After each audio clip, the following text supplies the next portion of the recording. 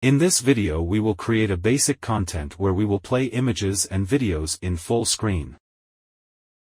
In the Contents menu, press the plus button to create the content.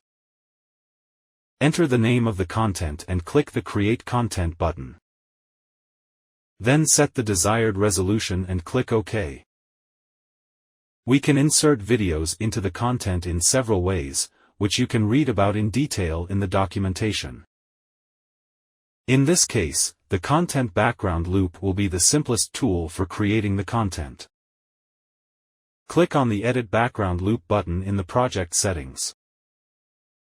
In the pop-up window, you can add the selected element to the background loop by double-clicking on the uploaded images and videos. You can use the search engine or the filter to find the desired asset. You can add an item to the list more than once. The order of the added elements can be changed by drag and drop.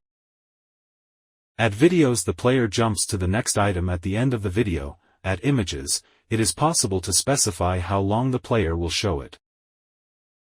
During the playback of the content, if the player reaches the end of the background loop, it starts playing from the beginning.